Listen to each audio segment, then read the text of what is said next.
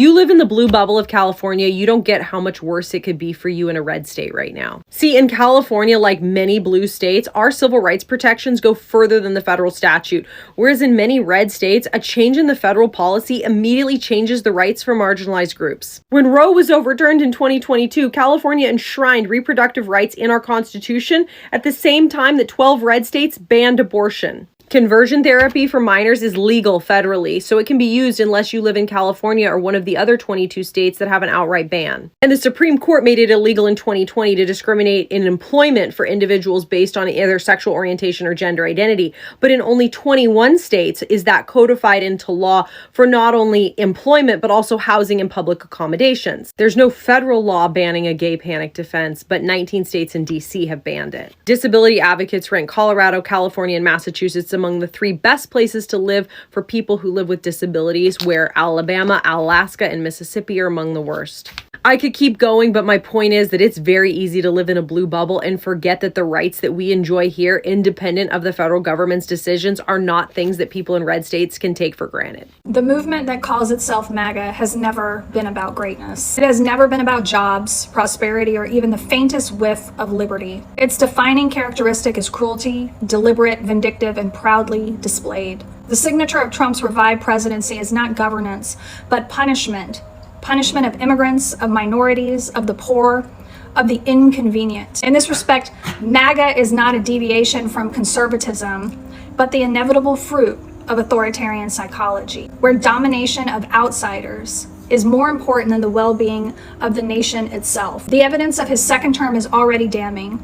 An executive order has declared gender immutable at conception, erasing federal recognition of transgender Americans in a stroke of bureaucratic spite. Federal marshals and ICE agents now conduct spectacular raids in workplaces and restaurants, dragging immigrants away in a theater of humiliation that does nothing to reduce crime or improve safety. The homeless of Washington, D.C. have been ordered to move out immediately, as if poverty were a misdemeanor to be scrubbed from the sidewalk, rather than a social ill to be addressed. Local autonomy has been trampled as the White House seized control of DC's police force, deploying troops against a population whose crime rate is already at a generational low. None of these measures advance prosperity. None safeguard liberty. None uphold dignity. They only serve one purpose: to demonstrate who wields power and who can be degraded by it. Why do millions of Americans cheer for this? Why do voters back a movement that inflicts gratuitous harm on their neighbors, sometimes even on themselves? Decades of research on authoritarianism, dominance, and collective narcissism provide the answer. The punishment is not incidental. It is the point. MAGA's base rallies behind Trump not despite the cruelty, but because of it.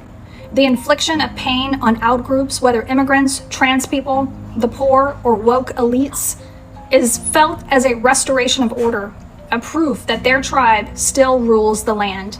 Welcome back to the breakdown. So where we're talking about the Trump fascist nature, dive into how blue states are beating Trump at its own game. So from lawsuits to sanctuary laws to economic dominance, blue states aren't just resisting, they're thriving and leading the change. Governor Gavin Newsom is the heavyweight champion for the democratic resistance. So guys, grab your coffee. There's one thing to be fearing. So let's start with the bigger picture. So Trump crawled back into the White House promising the greatness, but we have seen is chaos. Attacks on immigrants, gutted protections, and rigged elections. But blue states, they are not having it. From California to New York, governors are building fortress of resistance using lawsuits, state laws, and outright defiance. They are shielding their people from the Trump's tyranny. One is immigration. So blue states like Maryland, California, Illinois are doubling down on sanctuary policies. Massachusetts flat out refuses to help with the deportations, and coalition of the 22 states, plus DC is secretly pledged to defend birthright citizenship, which Trump in recent past is actually working to end it. They have stockpiled abortions, medication, drafted lawsuits in advance, and even built encrypted networks so governors can coordinate daily. This isn't just a pushback, it's a blueprint for the American survival. Now, let's go talk about how Gavin Newsom is proving to be the pain to Donald Trump, and we have seen out of all the Democrats commandos, Newsom is emerging to the best. So if Democrats were searching for a fighter, they have found him, while other estates, Newsom swings back and hard. He's calling out Trump election rigging, is pushing for bills to counter gerrymandering, and is touching MAGA trolls online with memes that are Chief's kiss. He even called Trump the leading socialist of our time for twisting capitalism into a scam. And he's warning Trump. And, he's joking about a third term. Trump isn't joking about a third term. So, you've seen, Newsom isn't waiting for 2028. He's leading the resistance right now. So, people all know that you have seen of all the Democrats, of all the Obamas, of all the Clintons, of all those strong people that you feel are the best candidate or the best Democrats, Republicans, candidates, or the fighters, or they provide resistance.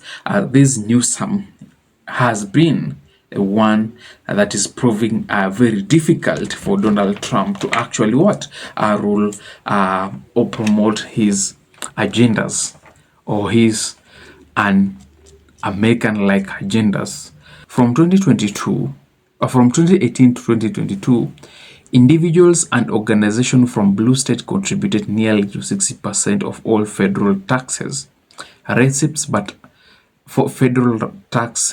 but only received 53% of all federal contributions to states in the form of either direct payments, grants, contract, or wages. Meanwhile, red states were only responsible for 40% of federal tax receipts but received 47% of all federal contribution to the state.